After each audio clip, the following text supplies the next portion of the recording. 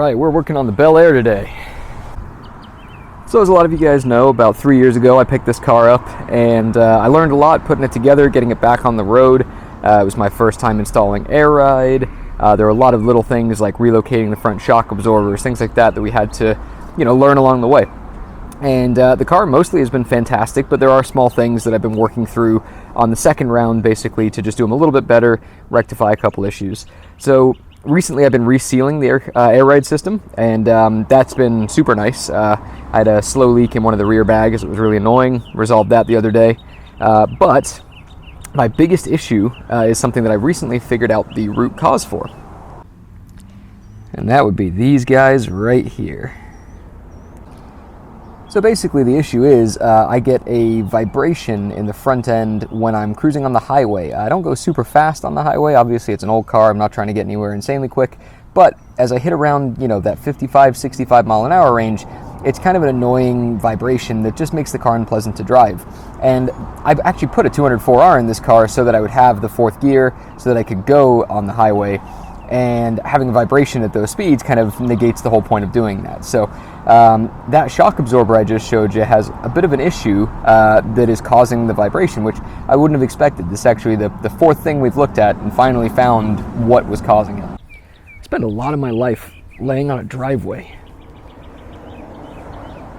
Anyway, when you look in here, so this bracket back here, which was made by Twisted Images. Those guys are awesome. It actually allows you to relocate the shock absorber back because we're running airbags. And obviously when you put an airbag in, you can't have a shock absorber going through the middle of it like you could with the factory spring. But what I ran into is my setup is slightly different. So I think I installed the brackets where I could, but the geometry is a little different than it would be on, let's say, like a two-door Impala, something like that. So what that's caused is, even though this is normally a good shock for most of these applications, it's actually a little long for mine. And right here, I was doing some inspection, and this bushing is just blown out. I mean, it is gone.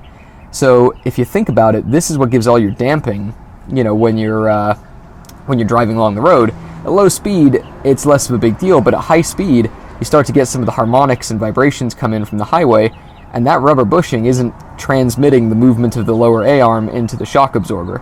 And the bag, of course, is quite squishy, so that just lets the wheel move and do this little hop, and that, I think, is the root of my vibration. So I got on the horn with Twisted Images, and again, credit to Phil over there. He has taken the time. He walked me through measuring, making sure we could get the right size shocks for the car. And he did the research and actually even found me the correct KYB unit that would actually fit for this application. So I've ordered a set of those, and we're basically going to be replacing these shocks with those. Obviously we'll have good bushings on the bottom, but also what that would allow is when I air the car all the way out, it won't bottom out the shock before the car reaches the ground. That's what was happening to me, and of course that's why the bushing tore. Basically the full load of the car, the shock absorber stopped and the rubber was just having to take it on, and eventually it just cut right through it. So these KYBs should resolve that issue. Now if you have an X-frame car like mine and you're curious about adding air ride and wanted to know more about that bracket, one thing to consider is you do have to trim your front tin here to make space for it. So I was able to do it in a relatively not so obvious way. It looks relatively factory, just kind of more of a straight line that squared off and then dropped down at the back. I was still able to use the factory rubber linings here, but just something to consider is you will have to do a little bit of cutting on the sheet metal here just to make clearance for those. Now we're going to get her up in the air.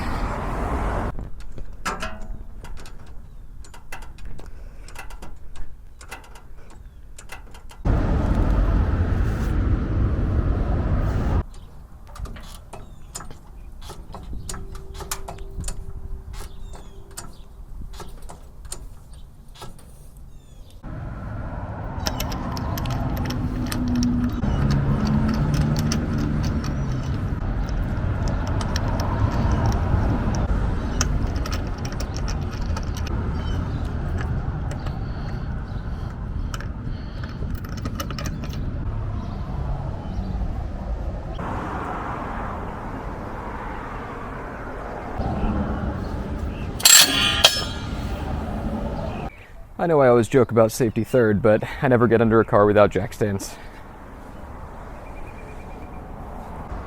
Alright, so now we have her up in the air safely. I'm going to let the air out of the front bags because we don't want the pressure of those pushing down on the front shock absorber. So I'm going to just deflate them to 0 psi, and then we can get to work on removing the old shocks.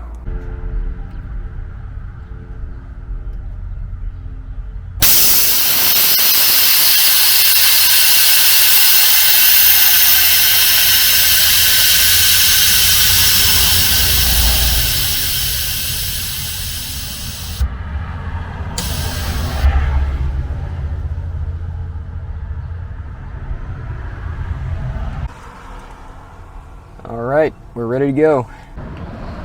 Alright, so as you can see, this new unit, if we line it up at the bottom there, is significantly shorter than the one that I currently have in there. So that should make for a good improvement. Now obviously, this is partially compressed. This one is actually mostly extended right now, so this isn't an exact comparison, but that's a pretty good indicator that these things should behave. And again, we did look up the specs to see what the minimum of this is, and it won't bottom out before this reaches its lowest ride height.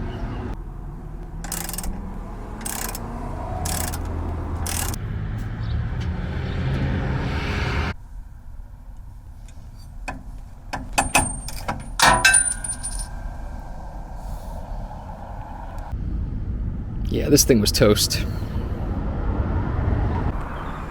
Alright, time to get the new ones in. So the first step is getting this upper bushing in from the outside here, and it has this little sleeve that goes through the hole, which I don't think my last one had, so maybe that's a better design, but that seats in there nicely. And then we have the metal washer or cap. I'm going to rest that there and make sure it lines up on the opening. So now we're going to go on the other side and pass this up through. Now I already got the lower bushing, where is it? There it is. Lower bushing and the lower washer on here. I just pushed it down by hand, like so, to get the strap off, and then basically slid them on and then put the strap back on just to keep it condensed. So we're now going to pass this up through. I am going to have to compress this just a little bit to get it over this stud. So, using both hands, I've compressed this, and you do have to work relatively quickly because it's going to want to expand on you. And in fact, I was too slow. Let me see if I can fight it a little bit here. Come on. There we go. I knocked you over. Sorry, guys. But I have it roughly in place. So I'm just going to fiddle with it, get it slid all the way under that bottom stud there, and then also make sure this is lined up and seated properly. So I also added a larger washer behind the other one, and I think that'll be more of an end cap for that bushing there. And then of course, because this isn't a nylock nut, I'm using some thread locker as well, just to make sure this doesn't come loose, because that would be a bad day. So back up top here, we do have a nylock nut, which is cool. And then the top stud here from the shock actually has a flat surface to it, so you can grab it with like vice grips, or if you have a small enough wrench or something like that to stop the body of the shock from spinning as you tighten this. So basically I'm going to grab this, turn this with a wrench, and we should get this all nipped down and it should be ready to rock. One side down, just got to do the same thing on the other side. Movie magic.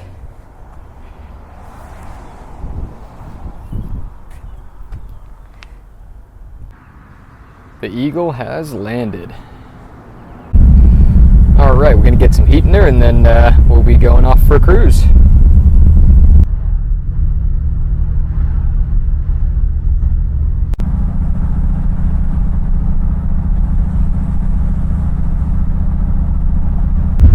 Alright, we're test driving it with the new shock absorbers for the first time, and this has actually resolved some other issues that I didn't really even know I had.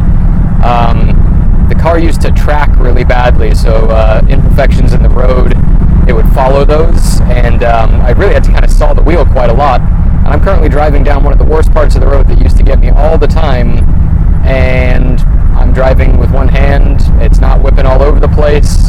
So yeah, I feel like my shocks might have been blown out. Obviously this thing doesn't have a sway bar, so interesting. I mean, that may have been what was causing that. So since she passed the street driving test just in the city roads here, we're going to take her on the highway on the way home and see if that fixes our vibration. I mean, you know, if it does, that'd be amazing. All right, so I did manage to find a quiet stretch of road where there was no one around, and I was able to take it up to highway speed. And the shock seemed to have solved it. So that was the biggest thing, I guess. Having the wrong length shock basically allowed, when I aired the car out, to for the bushing to get torn. The bushing torn, there was no definitive connection between the lower control arm and the shock absorber itself, and that allowed just enough movement for the lower control arm to vibrate, and that was felt through the whole front end of the car. So now, with a concise, firm connection to the bottom of the shock, that seems to have resolved the issue, as well as improved my steering, I mean, all manner of things. So, still don't have a sway bar. It's not as good as it would be with one, but it's a big improvement just having functioning shocks, so that's amazing. Well, that about wraps it up for the shock absorber video. So, I mean, this is the time where I gotta ask you, if you don't mind, please do subscribe to the channel. It super helps us grow, and it's just a small click away. And I mean, you know, this has been kind of an ongoing project for us, and every single person that hits that subscribe button helps us grow, and we really appreciate it. So, if you've enjoyed this video, or if you have enjoyed other videos of ours, or if you think you just want to see more of this car or some of our other vehicles, hit the subscribe button, hit the thumbs up, and you know, make sure to let the world know. Leave us a comment as well if you had any input or any curiosity about these. If you got questions, we're always happy to help. So thank you, and we'll catch you on the next one.